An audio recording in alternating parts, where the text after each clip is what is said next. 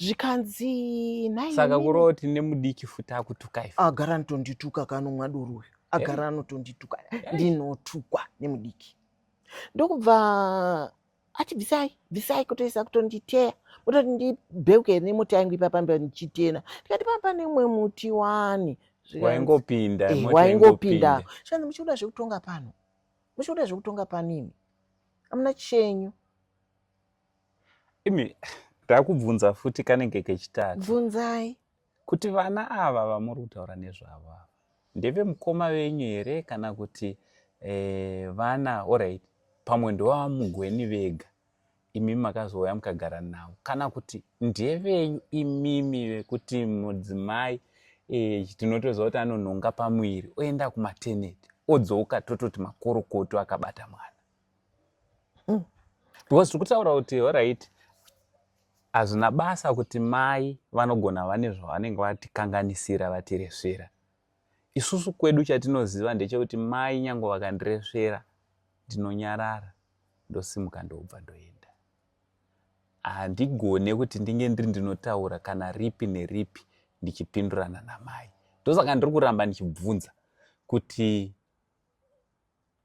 venyu here kana kuti tiri kuda kuti mhuri yeZimbabwe inatsonzwisisa chokwadi ipapo.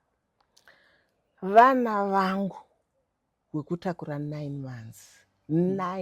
months dzandakatakura first born ndiye ari kuUK iyo ane 48 years iyeyo kozoyaya musikana aiwa ndichada kutendai mhuri yeZimbabwe nekuda kwesapoti yese yamunotipa pana paSaint TV basa richienda mberi. Zita rangu ndichinzi Uncle Saint chihanzvadzi chamai venyu chigotwe mumba mana mama.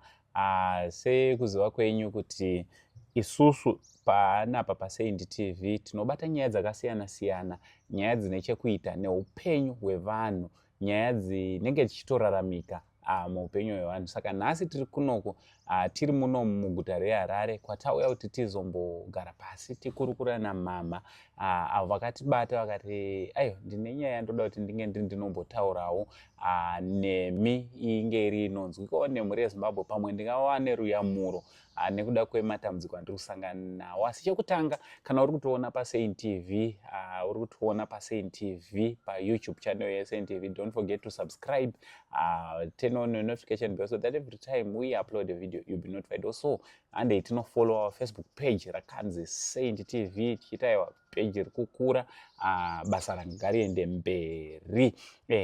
Mama tokukwazai makadi zvenyu. Tinotenda Uncle Saint ndiripo hangu makadiwo. Tiri nani munokwanisa kukwanisana nemhuri yeZimbabwe. Makadii mukoma. Beta. Makadii ruzhinji rweZimbabwe. Ndinokwazisai. Aiwa tinotenda. Chekutanga mama tauya panapa kuti tinge tinogara pasi tinokurukura. Mhuri yeZimbabwe ingada kutanga kuziva kuti nhasi tiri kukurukura nani uye kuno kwatiri ndekupi? Muri kukurukura naFlorence Chimedza. Mai mugweni. Kuno kunonzi kuAvondale West. Avondale West muri muHarare. Tinotenda. Alright. Tauya tikati tizokurukura nezvenyaya iri kukudyai moyo, iri kukurwadzai nekukushungurudzai. Mungada kuti tsanangurira kuti chitanga pamuri kuti mhuri yakamira sei uyezve pari zvino vari kupi? Inini ndine vana 4, wasikana wairi wakomana wairi. Mukomana mukuru ane 48 years ari kuUK anonzi Coxmo Tafirei mugweni. Kuchizoita musikana anoitwa Rujeko Tafirei mugweni ane 43 years. Kozoita musikana zvakare uyu musikana ari muno atoriwo nemusha wake. Uyu kozoita mumwe musikana ane ane 38 years Alright. ari muno muHarare. Anozviitirawo zvinhu zvake, anewo musha wake. Alright. Kozoita mukomana mudiki ndinogara naye panapa. Alright. ane 37 years. Alright. Ndo vana vangu vese, wakura vese. Vave vanhu vakuru. Vatova nemisha yavo. Hongu. Tinotenda Mwari. So mungada kuti zivisawo kuti dambudziko ramaita nemhuri idambudziko rei uye rakatangira papi? Baba wakashaika 2018. Alright. And 18. Alright. Ndo pakanyanya kuzosimuka dambudziko. Alright. Baba wafa kudaro. Wana ndine mwakaenda kuAmerica, gotwe. Gotwe iri rakanga riri kuda imba. Alright. Mushure mekunge baba vashaika. Mushure mekuti gotwe ndoro vamati mukomana. Wekutanga mukomana, wekuguma mukomana, saka vasikana ndo vari pakati. Alright. Gotwe rakaenda kuAmerica. Baba wafa. Visa rakanga ratobuda kare pakafa baba. Alright. Ndo paakatanga kuchemera kuti ari kuda imba. Alright. It's okay. Ari kuda imba. Vamwe vazukuru panoiva. Ndo security yangu iyo neighborhood watch inondichengeta. Aiwa, tinozvitenda. Anobva atambudzika kuti mbuya vari kuchii chiri kuitika. So mukomana iyeyu tongoti pakafa baba apa, mukomana mukuru anga asina kana care. Ari kuUK. Akaura nemhuri, izvi atoo nemuzukuru. Pakafa baba ipapo akatanga kuti torai imba, haana ngoti nematambudziko. Torai picture, nditumirei picture yemba. Nditumire picture yemba. Kunani? Achitaura hanzvadzi yacho. Hanzvadzi yaiwe kuAustralia. Ipapo akanga auya kuholiday. Auya saka baba vakashaika, uyu anga ari kuAustralia anga auya. Angatouyawo auya kuholiday. Auya kuholiday kudaro. Baba ndo pawakanga vapinda muchipatara. Ndo kubva washaika kudaro, kwamuudza kuti baba wafa, akangoti nditumire picture yemba. Iye wachona ari kuUK, first born. Alright. Apa ane makore mangani ari kuUK? Agara kaenda 1999. 27 years. Pasina kudzoka. Imimi samai vake hamutomuzive for the past 27 years. Kana handitombomuzivi, kana kuti rubatsiro rwake pano hapana. Kana chaakambotoregai ndipende imba kana kuti ndimboisa kubva 1999. Yes. Hapana kana. Alright, tiri kuti kana ukungotumirawo kune vanobhembawo yadhi kavaivai. Kungoti ndatumira mari bhembesai yadhi. Hapana chaanoita. Hapana kana chii zvacho. Kwakaendwa ndiko kwakaenderwa tu. Saka tiri kutomuudza. Saka ndiye yakuti nditumirei mapicture emba. Ndomubvunza kuti iwe uri kuti nditumirei mapicture emba, unoadii instead yekuchema baba, instead yekuti nematambudziko. Hauna munhu awamboti nematambudziko pano. Sei uri kudaro? Saka ndokubva atondipopotera. Ndobva ndanyarara. Kukupopotera ini? Kutondipopotera ipapo. So ndobva hanzvadzi yacho yakatorawo mapikicha zveshuwa, ndokumutumira. Alright. Hanzvadzi wekuAustralia. Rujeko. Right, baba toaiga. Tete wakati zvikanzi tete tongai toita sei ndimi baba masara. Zvikanzi ina ndachandinotaura. Chatinongogowa imba chikadze mufi. Imba ndeye mudzimai wake.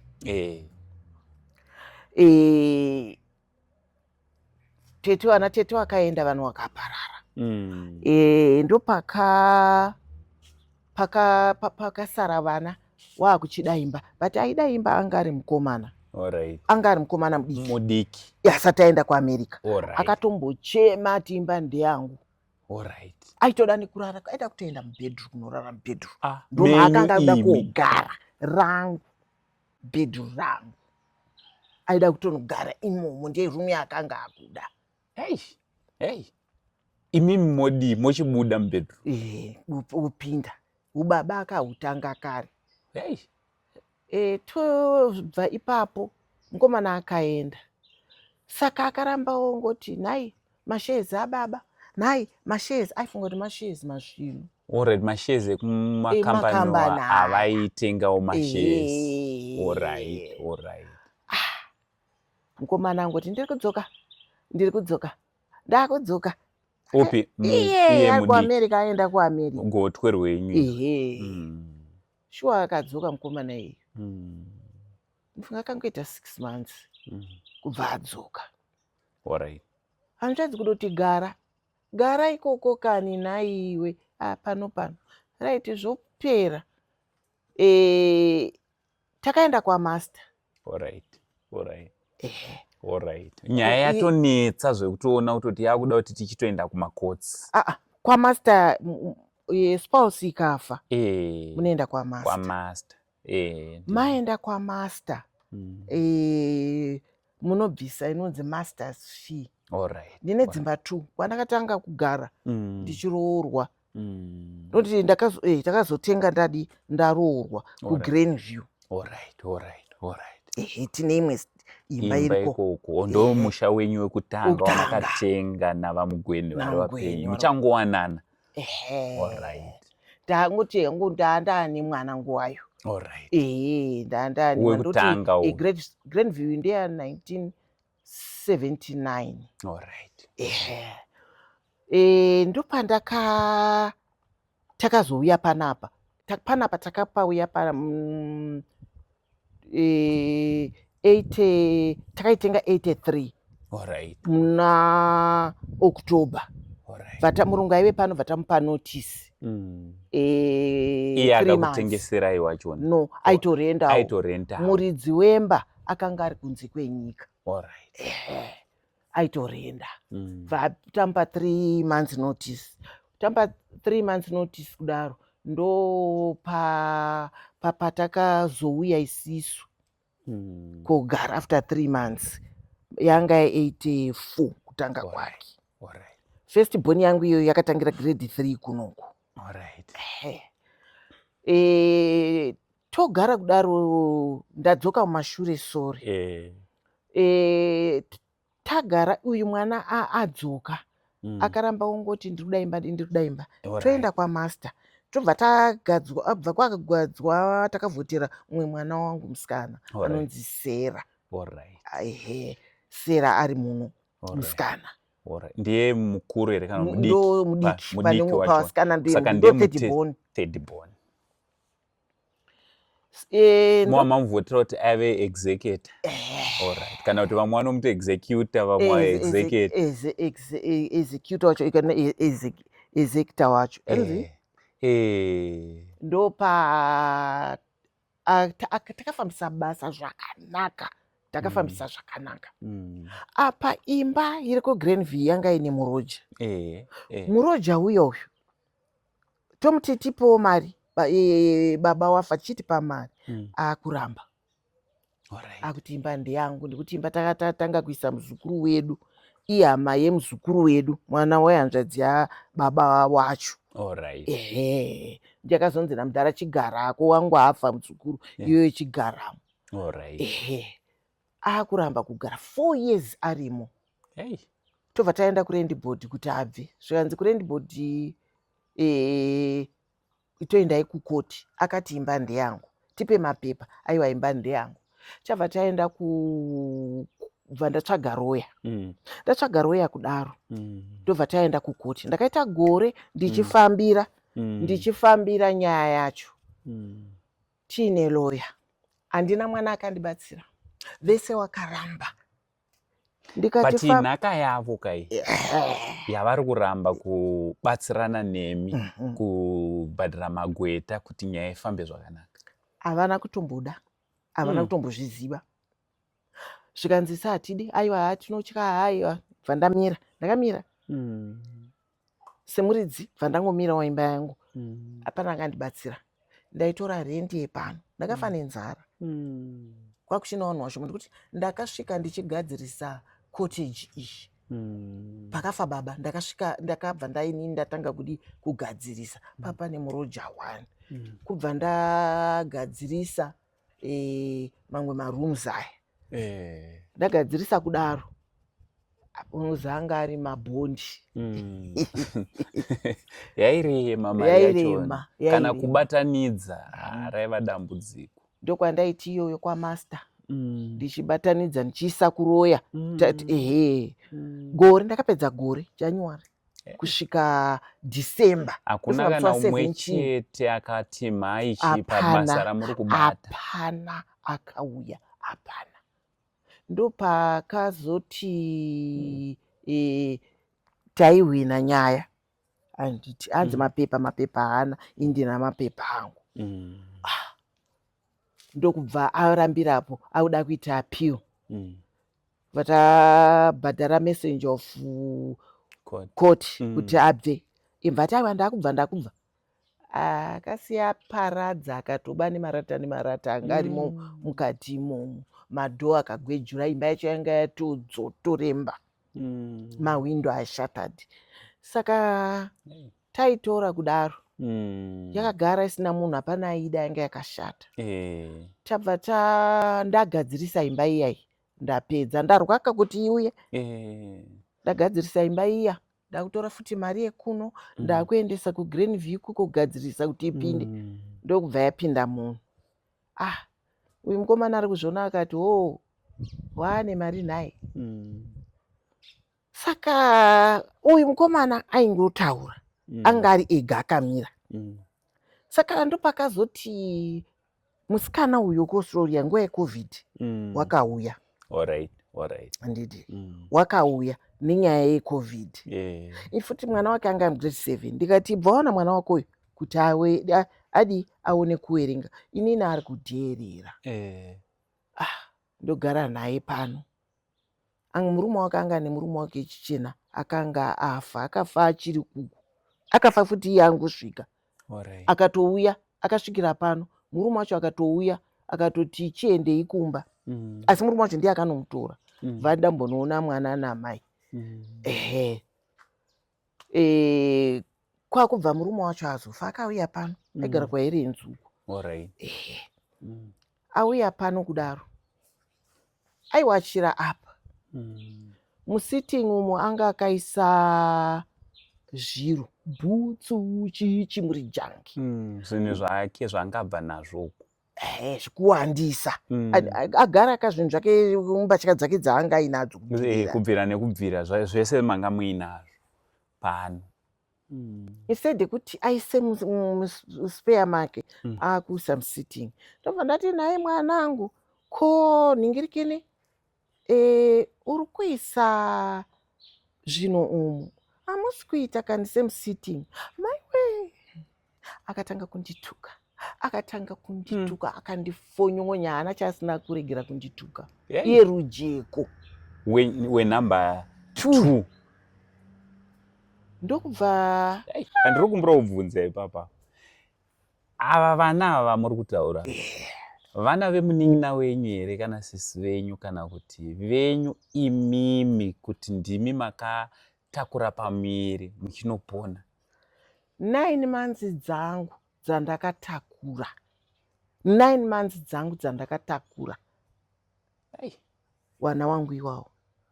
Andizvizi kuti wakazviona wokutuka. Akandituka zvisingaiti. Baba wake akambowarowa, sorry to say that.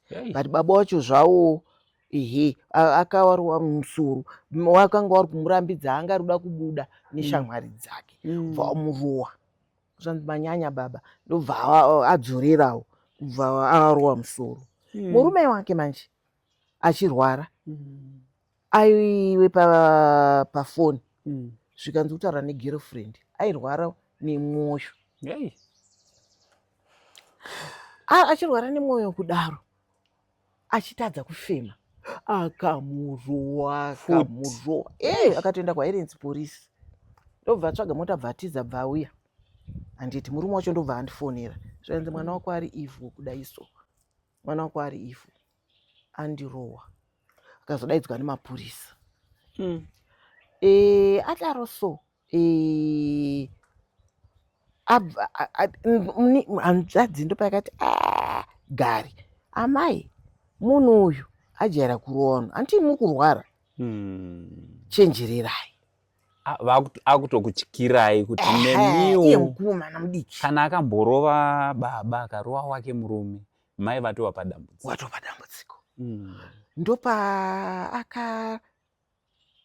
akati chenjerai inozi inini ndorwara nemwoyo ndakatonorapirwa kuSouth Africa daipa pasina musikana mudiki uyu dai ndakafa ndakatoita emergency kumhanyiswa kuSouth Africa ndobva taita ndoti mwoyo asthma BP chronical ill zviri pandiri zvese zvirwere ndoita sudden death ungonzwa kuti afa handiti kare kodai kare ndaitofamba nebhuku rekuti nyangwe ndikadonha vanongoti ane mwoyo ane asthma ane BP handiti so ndopa ndakaenda kumapurisa akapiwa peace order apiwa peace order kudaro ndokubva auya pano bvatsvaga imba ndaenda kuchechi ndakaona adi atutatuta turo twake atuta zviro zvake aenda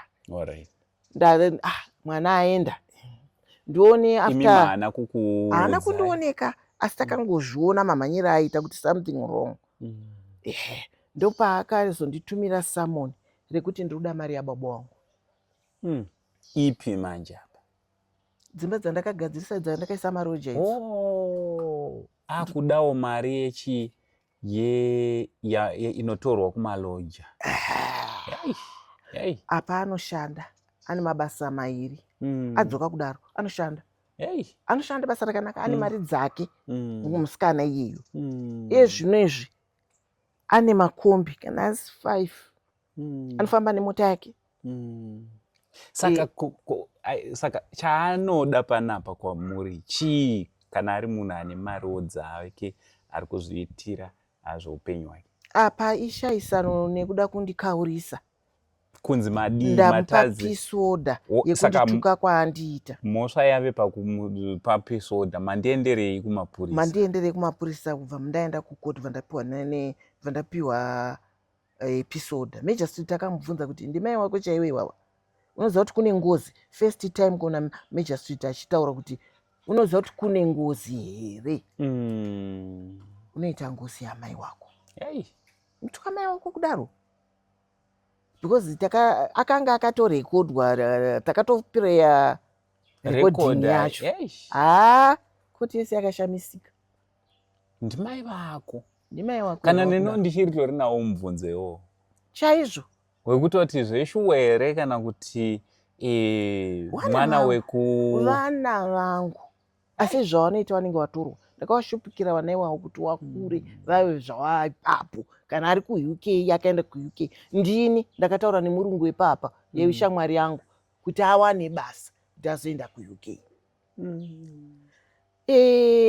taitai saizvozvo izvo andipa tsamba apa ndagara ndaane roya rakanga riri kundimirira kuGrenview kumba uko ndokubva ndaenda ndikati ndozvandaitwa zvikanzi sei wari kuda mari wakadzi wakuruka vanhu avo muri yenyu yakura amai sei iri kuvavarira kudaro asina wekuti angarambe achikunetsai kuti tipei mari in fact ndo vanofanira vachitokuchengetai asi wakutondida kundimocha. Zvikanzi zviri nani kuti tiende kukoti. Taenda kukoti ndekuti kwamaster uko.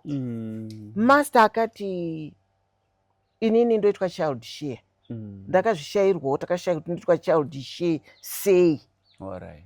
Iwo murayiro unomboti kudii kana tichiti situation iri panapa yekuti baba vasisipo vakaenda kunova nashe kwasara imimi ndimi mudzimai. Murawo unombotiwo kudii? Vakakuzivisa here kuti murawo unotiwo kudii?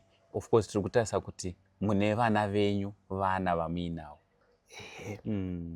Ini chandinongozivawo kuti even Bhaibheri rakataurawo kuti munhu anozvarwa nemunhukadzi nemunhurume akakura anorerwa okura uye obudawo mumba nana mai nababa unoita musha wake.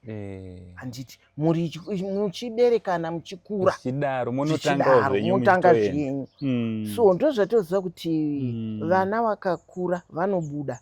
Handiti mutemo unotaura kuti baba wakafa panosara shirikadzi. Handiti shirikadzi kana paine vana vanogara zvakanaka. Handidzingi vana vangu, asi wakura vana vakura zvani kutaura kuti vana vakamboita misha yavo.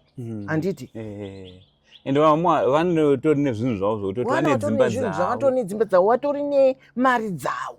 Handina mwana asingashandi, handina mwana anotarisirwa pasi. Hakuna. Asi ndiri kushaya kuti nyaya iyoyoyo zvakabva kupi kuti wazondirwisa kuti wari kuda imba yababa wavo, dzimba dzababa wavo, wari kuda mari inobva kumaroja. Mari iyi ini ndorwara mishonga pamwedzi pega pega ndinobvisa 80. Ndasinganetsi munhu, handina chawo. Maingotora mari idzodzo mangonotenga medication. Notenga medication kana ndakuenda check up. Ndoziva kuti ndine mari yangu yendege, ndine mari yangu yekuzotenga mishonga ye6 months. Handiti ndoenda kuSouth Africa ndona specialist wangu wemwoyo ndodzoka ndasina mwana aindibatsira. Asi pakutanga musikana mudiki wechitatu wemusikana ndiye akadi akambondiendesa akatsvaka dokta akadii ndikaenda kuNetcare hospital inodhura. Ndikaenda kuNetcare ndikarapwa kuti ndive zvandiri pano. Mwana akatondiendesa. Asi izvi zvakumuka zvokuti tiri kutoda imba, tiri kutoda mari dzemaroja. Wangirirei? Ndoitwa child share sei? Zvikanzi neroya rangu endei kuti tobva afaira mapepa kuenda kuHigh Court. Taenda kuHigh Court kudaro High Court ino dismiss kuti zvakaingoitwawo izvozvo ndizvozvo namaster. Zvakatoitwa zvokuti munotoshewa pamwe chete nevana. Saka ivo vasinganzwe tsitsi. Alright, tiri kuti kwamaster ndo zvakabuda musarudzo. Handiti ndo zvakabuda musarudzo. Hatizivi hedu mutemo vamwe handiti. Saka hatidi kutaura zvakanyanya. Ko isusuwo sevana kungonzwirawo kuti aiwa mubereki vachiripo ava ngavangodya akapfuma iyi nekuti yagara ndeyenyu.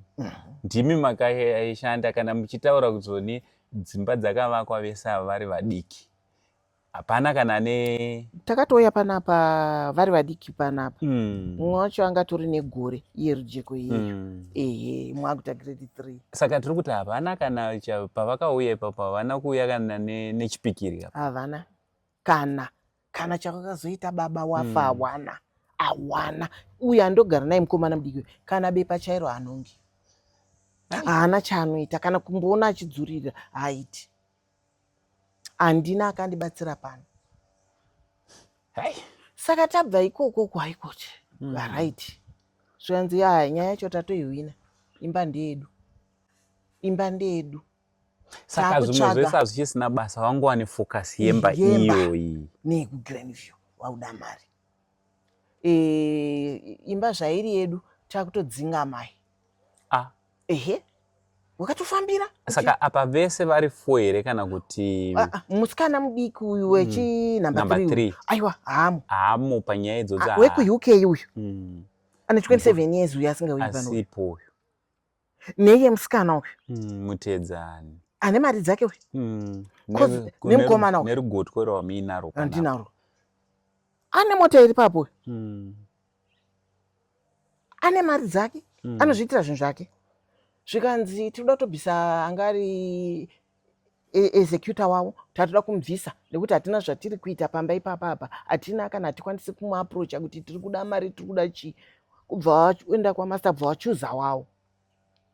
Wachuza wawo kudaro. Zvikanzi isusu musatipe mari. Toda kuti tikasike kubvisa mari yekuti tichinje zita rababa iwe muzita medu. Wakaita zvawakaita, wakaronga kuti wandibvise. Zvisinei. Mukomana iyi mudiki ari panapa.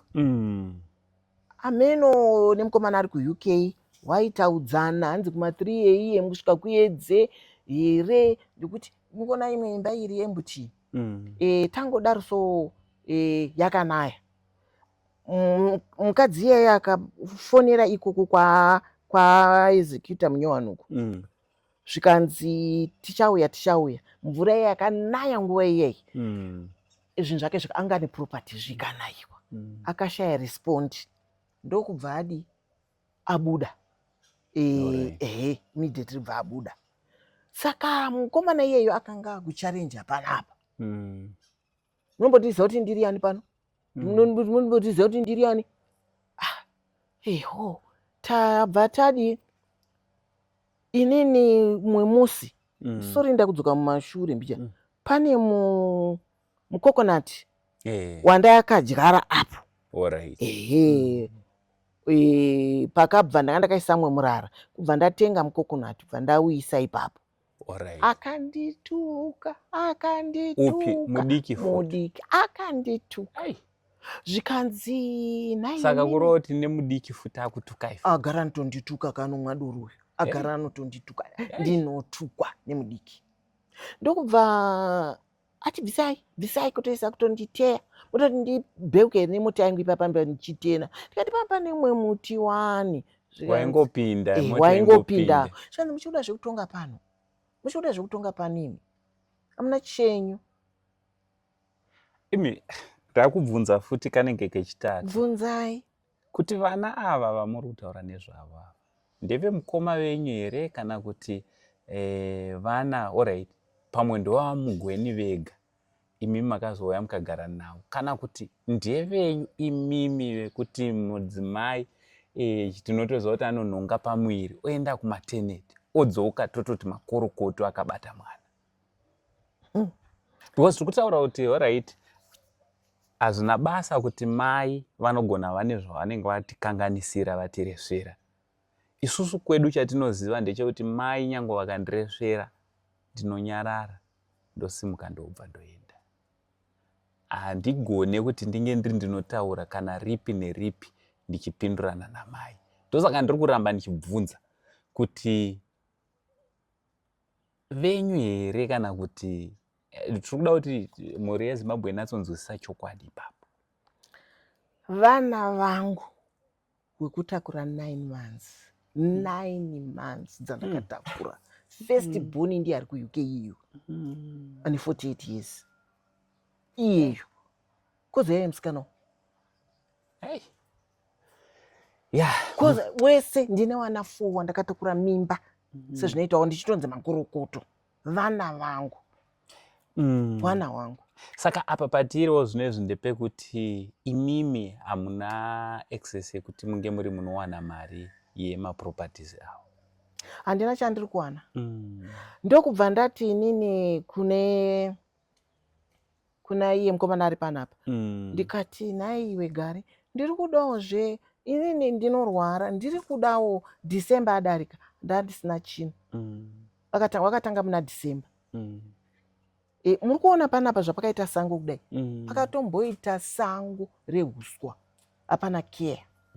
kuti wachiuyawo kuti wagadzirise pamba kurinovetawo kutongocheka uswa mukona zvakaita miti kungogurirawo kuita sango. Wanhu wakandibvunza kuti naikoko zvamboita seiko naigogo riri sango. Ndipeiwo mari zvamunoidii mari.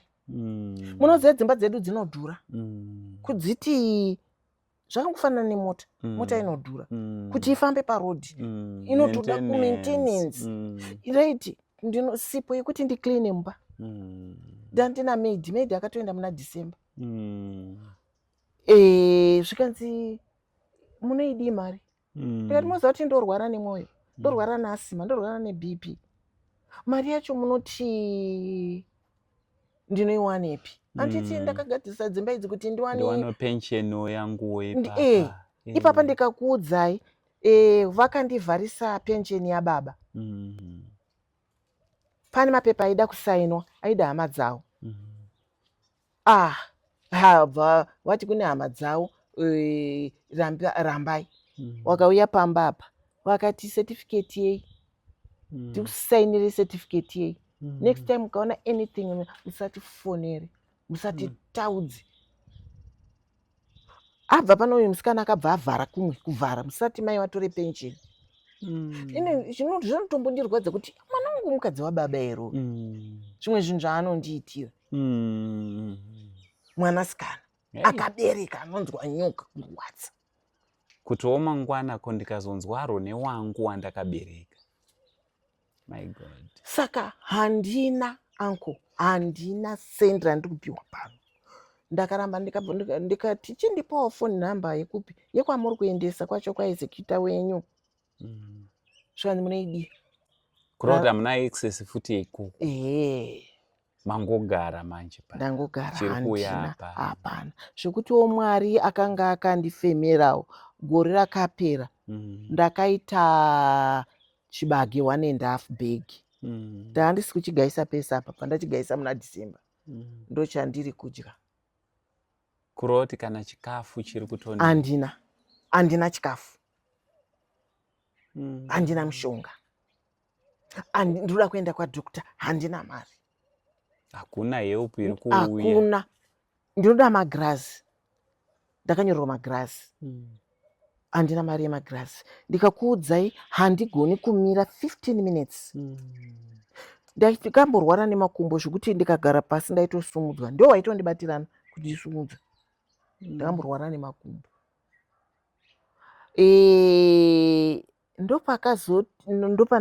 Akazondipa meta anga afarisa onei. Ndopaakandipa. Ndofona. Zvikanzi mbomirai ndiite meeting nevana wenyu. Ndienya. Executor wavo. Ndobva ndafona futi. Ndokubva anditi imbomirai tomboita meeting. Ndikati ndinofa kani. Ndinorwara inini, mishonga yangu inodhura. Handina mushonga. Zvikanzi regai tigotaura nawo. Ari kunyara kutaura kuti vana venyu vari kuramba. Ari kunyara kuti vana venyu vari kudi vari kuramba. Zvinotonyadzisa. Ndopandakati ndopandakazonyora meseji. Mati ndofawo here. Zvikanzi regai titaure nemukomana ari kuUK. Ndopakazoti wana wenyu wati 70. Ndazofona. Zvikanzi wana wenyu wati 70. Ndati 70 yeku haitokwane muri kutoda 80 yekutenga medication. Truti medication chete haito haikwani. Haikwani. Ubva hawo haukwani. Kana kuti nditi ndinotenga chingwapo haukwani. Ari kuUK. Abatana neiyeyuyu musikana uyu rujeko. Kokusmona ruje. Wanyatsosunga utare kuti mai hati wapi. Saka pawakazonyongorora namanje ipapapa nemudiki uyu Ndopaakataura kuti mai ndongokutaurira hangu munofunga kuti inini ndokutukai ndinodii ndinonge ndakadhakwawo ndinongoitawo zvimisteki wanhu wakakuwengai ndirujeko naCox ndo wari kuti musambovape kana sendi. Musavape kana sendi. Akambotaura mumwe muromo wekuti ndarwara akaramba kundibikira achitora mwana wake achiuya wachinodya out, achitora mwana wake achinodya out. Ndakarwara nemwoyo kuda kufa, ndakasara pandidiki. Zvikanzi munoziva ndakanga ndisikadi kukubikirai, ndaida kuti mufe. Nemuromo wake.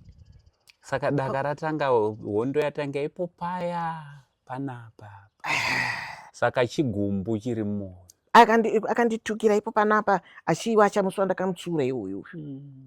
Kana papepa reepisode zvakatonyorwa na Major Street kuti arikuda kuti ndife. Nyambisi dzakufa kwandiri kwaari kutaura iko kuti dai ndafa kuda imba yangu, kuda imba mwanasikana uda imba yangu. Ane stendi yake kuSenton yandaibhadharira mari inini achinditumira ndichipa makamuri anonzi makamuri anga ari kuUK yuko. Achiuya ndichimupa 1000, achiuya ndichimupa 1000 kutenga stendi yake akaipedza. Handiti saka rotori dambudziko. Idambudziko muko. Idambudziko. Positiri kuti kungosiya mai vorarama nekuti ndo pamakatotarisa. Simba rekuchachiti munganzi muchashanda kana kutsvaga kuti modii neurwere hazvichagoni. Zvamakavaka kare ndopatova nepensheni wenyu yamakuti aiwaka ininiwo ndakuchisarawo ndichirarama nezvizvi. Iye zvino tiri patiri kune vakateerera mhuri yeZimbabwe. Ruyamuro rwamauya kuzochema kuzoridza mere pano paSaint.TV rwamungati ndiri kuchema nevana nezviri kuitika, asi rubatsiro rwandiri kuda chairo chairo nderwekuti dai zvadai, nderwekuti kudii. Inini ndiri kuchema kuti pazera randari ndine 68 years dzekuberekwa. Ndakazvarwa 1958. Ndakatosvitsa January apa muna January ndakatosvitsa 68 years. Pane pandichaenda kutsvaka basa. Iwo vana vacho vari kurishaya, wakabva pamayunivhesiti apa vari kurishaya. Pane pandichabirawo bhodha kuzotambudzana nematsamba kuti ndiri kunotsvaka basa. Ruyamuro rwandiri kuda nderwokuti ndiri kuda kubvunza kuti ndibatsireiwo kuti ndingashayaniswe nevana here. Vana vacho vakundidzinga. Vamwe vakutonditi endai wachaenda kumushaka wako Headlands, kana uchida kusikadi zvemuruzevha vachaenda mutaundi kuimba yamai vavo kuHeadlands kwaRusape. Ndodzingwa nevana here. Ruyamuro rwandiri kuda kwamuri Uncle Saint nderokuti ndodzingwawo here nevana imba yangu. Zvinoitawo here kuti inini ndine spouse yepano, surviving spouse, surviving spouse yepano yaamgwini. Ndonzi inini shayana newana. Wana wacho dai wari wana wadiki zvazviri nani. Uncle Saint dai wana wari wadiki, wana watori nezvinhu zvawane mari dzawo. Handina mwana asina mari. Vese vana vangu vane mota. Iye musikana iye ane makombi anofamba nemota. Mumwe ane kambani. Iye uyu ari kumhiri kwemakungwa akagara zvakanaka. Uyu mudiki uyu anozviitira zvinhu zvake, amurume mukuru. Ndotashungurudzwawo here nevana. Ndofa hangu here nekuda kwokuti ndakabereka wana awa. Imhosva here kubereka wana wanokupandukira. Ndodyei. handina firiji dzangu hamudziri empty pandiri yangu handina kana chinhu kunze kwehupfu hwandakagaisa wechibage chepano. Yeah. Kana kuti kune Christmas handizvizivi. Ndoka ndiri kukumbirawo ruyamo rwekuti ndiri kuchema kuti ndizvo here kuti ndinonzi shayana newana imba. Nhasi wana wakundidzinga. Ndoonekwa ndichiti ndadzingwa newana. Kwete kuti ndadzingwa nemurume. Ndodzingwa newana pamba pangu. Handina chikafu ini. Handina mishonga. Yadhi zvayakaita unonzwa tsitsi. Haina mushandi. Ndandine mushandi akaenda muna December. Ndogara nevashandi ini kubvirira. Anondibatsira mumba. Zvese. Kana kuti ndizwe kuti shuga inotengwa sei handizvizivi. Ndakaguma November kutenga shuga. Chikafu hacho chikuti ndirarame mushonga. Punishment ndikukumbira ruzhinji rweZimbabwe mundibatsirewo. Pogadziriswawo sei? Poitwa sei? Nevana vandakazvara. Vana venyu vanogona vakatarisa vari kutoona vhidhiyo rino iri. Shoko ratingada kuti munge muri munovasiyira umwe neumwe kubva kune mukuru uchitaura naye achikuonai nderekuti kudii? Shoko rangu rekuti rinoda kusiyira vana vangu nderekuti Coxmo, iwe mwana wangu wedangwa, Coxmo tafirei mgweni. Ndiri kuda kubvunzawo kuti iwe unogara zvakanaka nemhuri yako here? Hausi kudya uchiguta? Haunawo imba yako ikoko? Ko yangu uri kuidii? Kumari dzangu dzamuri kutora muri kudzidii? Muri kuda kufa kwangu? Muri kuda kushupika kwangu? Hezvo ndiri kushupika muri kuwanei? Zvakanaka here zvamuri kundiitira izvi? Hauzi murume mukuru handito ane muzukuru iwe? Ndakanyangadze kuti uende kuBritain ndini? Uende kwauri ikoko ndini? Dai papasina inini wakaenda kweri kuRondon kwacho. Ndichiti zvekuna iye Ruje. Ruje kutafire mgweni. Ko, nai iwe Ruje. Ndakarera mwana wako. Bvarurushawa. Kusvikira. Kutsvagira nzvimbo. Crash, ECD zvese. Achienda kugrade 1. Kubva izvozvo chauri kundi shungurudzira chii? Hondo yauri kurwa neni ngei mwanasikana? Wotanga kundirwisira musha wangu. Kupeshedzera hanzvadzi yako kuti ngatirwisei mai. Inga waishora wani mukomana mudiki uchiti nhai ari kukurwisai, imba ndedzamai, nhasi wewe uri kuitei? Haushandi here? Uri kutambira more than 2000 keve. Une upenyu hwako. Une musha wako, une stand yako. Sei uri kuda kundiparadza? Sei uri kuda kundiurayisa? Uda kundiuraya keve? Kundiuraya kwauri kuita. Kana uchiti munhu handidi kuti awane mushonga, handidi kuti aone chikafu, kuita sei? Handidi kutondiuraya. Kutondiuraya. Hondo yauri kurwa neni ngei? Musha wangu, misha yangu munoidii? Makura munodii kuita misha yenyu? Inga une imba yako wani? Stand yako yekuSenton kwauna kutowaka ukapedza. Woda yangu iyi kundiparadza. Kutaura kuti musawape mari. Uda kuti ndidyei? Ndirarame sei? Chitema here kukuzvarai? Kuti uende kwawanga uri. Upenyu hwauinahwo hwakanaka. Une upenyu hwakanaka. Handa mwana ane upenyu usina kunaka ini. Domai ane upenyu usina kunaka. Handa mwana asina upenyu hwakanaka. Mese iwo nemakombi ari parodhi. Unofamba nemota. Uri kuenda kubasa. Une mabasa mairi. Utori lecture ipapo. Uri kudei mwanangu?